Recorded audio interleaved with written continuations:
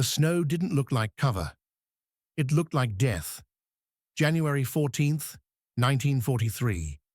Just after 6:30 in the morning. Outside the ruins of Stalingrad, the steppe is a blank white sheet, stretched flat under a low grey sky.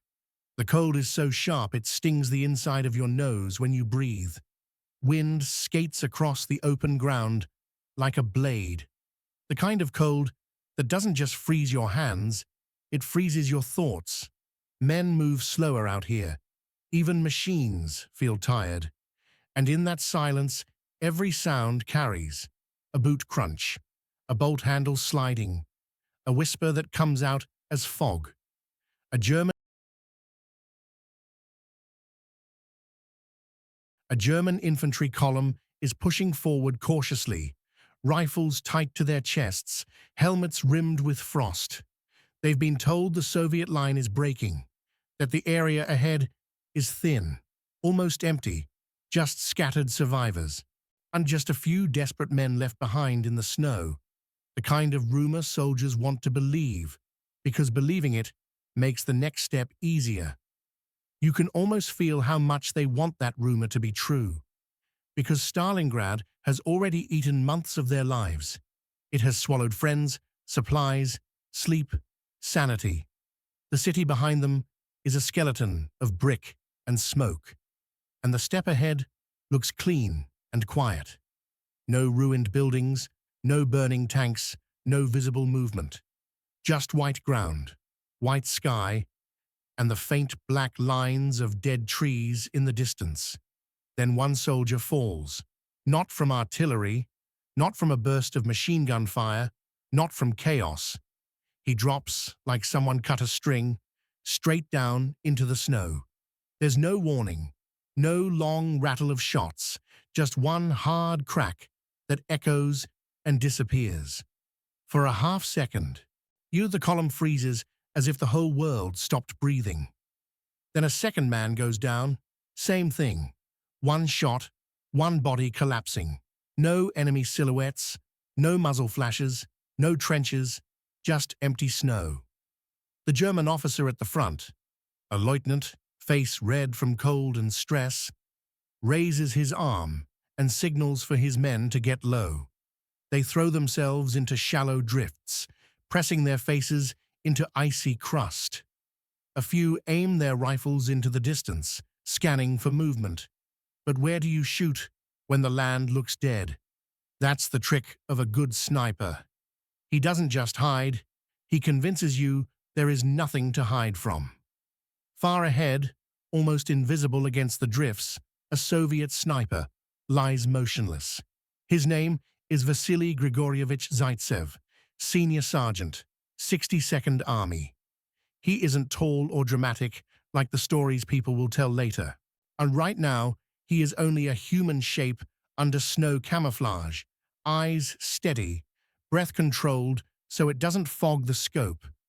His rifle is a Mosin Nagant with a telescopic sight. The metal is cold enough to burn bare skin. His fingers don't shake. He has trained them not to. This is not hunting for sport. This is work. Simple, brutal work. Zaitsev had been a clerk before the war. A sailor too. A man who learned patience the hard way. And in Stalingrad, patience keeps you alive. He has already watched too many comrades vanish in seconds, too many charges cut down, too many medics hit while running forward. So he learned to fight the way the city demands, one careful shot at a time. The Germans don't know his name, not yet. To them, he's just the snow itself firing bullets. The lieutenant whispers an order, and two soldiers try to crawl forward, was slow and low, using their elbows to push through the crust.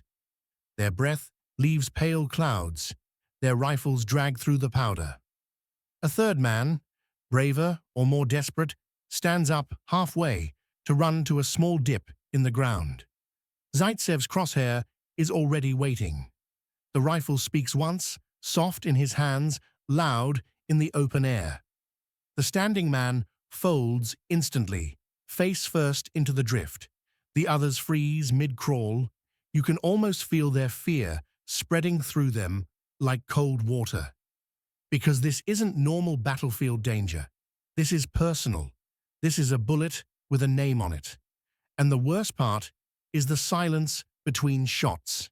In a usual fight, noise gives you comfort. Noise means you can hide in the chaos. But here, there's nothing to hide behind. Only empty air. Only white space. Is only the knowledge that someone is watching your smallest move. Zaitsev doesn't rush. He doesn't fire at random.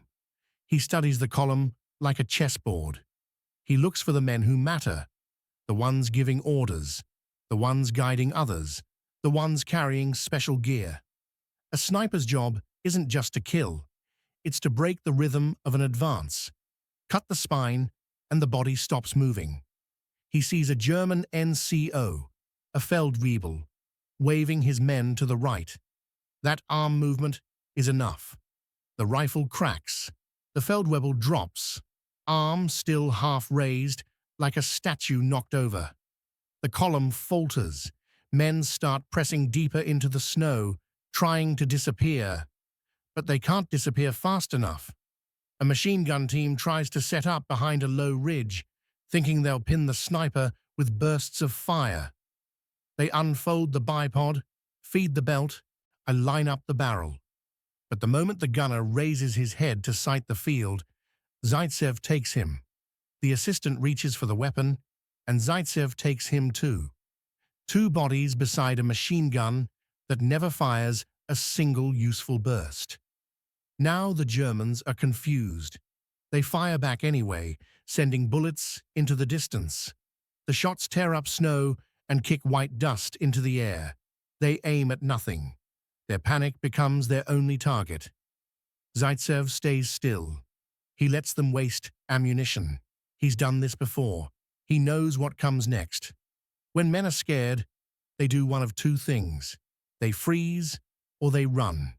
And running is exactly what he wants. A German soldier tries to sprint toward a shallow ditch. It's the smartest move in his mind. Get to cover, then regroup. But speed makes you visible. Speed makes you careless. Zaitsev tracks the movement, squeezes, and the runner collapses mid-stride, rolling once and stopping, half buried in white. The advance is dead now.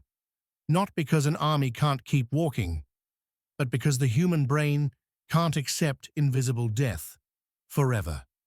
Every man in that column is thinking the same thing. If I move, I die. And in a war where minutes decide lives, hesitation is defeat. Zaitsev is not alone out here. Somewhere off to his side, tucked behind a broken fence post and a snow-covered stump, another Soviet sniper watches too. Sometimes it's a spotter. Sometimes it's a second shooter. They work as a pair when they can, covering angles, watching for counter-snipers. Because the Germans have learned quickly. They fear Soviet snipers. They bring their own. In Stalingrad, a sniper duel isn't a romantic contest. It's two people trying to erase each other from the world. As the German column flattens into the snow, their officer makes a choice. He signals for smoke. A grenade pops, releasing a dirty grey cloud that spreads low to the ground. It's meant to blind the sniper, to buy a few seconds to retreat or reposition. The smoke crawls across the steppe like a living thing. For a moment, it works. Shapes disappear. The field becomes a ghost. Zaitsev doesn't fire. He waits. You can almost feel how hard it is to stay calm in that moment, because you know the enemy will move inside the smoke. They'll crawl. They'll flank. They'll search for the place your bullet came from. And if they find you first, you don't get a second chance.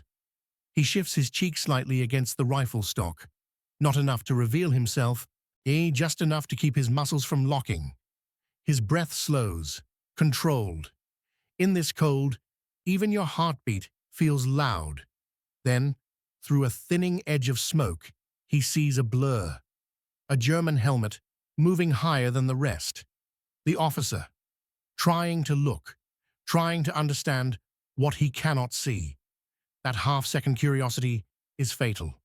One shot, the helmet jerks, the figure drops behind the smoke line, and instantly the whole German group breaks. Not in a loud panic, not like a movie, in a quiet collapse. Men start crawling back the way they came, dragging the wounded, leaving the dead, because stopping is the same as dying. The snow, which looked empty minutes ago, now feels haunted. Zaitsev watches them retreat. He doesn't chase. A sniper doesn't chase. He lets the fear travel back with them. He lets it infect the next unit, and the next. And because word spreads faster than bullets, there's a Soviet sniper out there. He's invisible. He's stopping advances by himself. This is how legends begin. Not with speeches, but with quiet terror. Back inside the shattered city, Stalingrad still burns, still screams, still crushes men into rubble. But on the step that morning, in that open white silence, one rifle has done what artillery couldn't do in time. It has stopped an advance cold. It has forced trained soldiers to become cautious shadows. It has turned confidence into hesitation. And Zaitsev isn't thinking about glory. He isn't thinking about history books. He's thinking about something smaller and more urgent: survival. He knows every shot matters. Every shot must count, because the enemy will adapt. They always do. In the days that follow, he will train other snipers. He will teach them to blend into broken walls, to hide behind bricks, to use scraps of cloth and dust and shadow. He will help create the kind of invisible wall that makes an army slow down, even when it has numbers, even when it has armor, even when it has orders screaming forward. And somewhere out there, a German soldier who survived that morning will remember the feeling forever. The feeling of an empty field that wasn't empty. The feeling of snow that could kill. The feeling that the war itself had eyes. Because once you've been pinned by a silent rifle, you stop trusting the world around you. You stop trusting quiet. You stop trusting snow. And you realize the most dangerous enemy isn't always the one charging at you with shouting and fire. Sometimes it's the one you never see. Sometimes it's a single man, buried in white, holding his breath, waiting for you to move.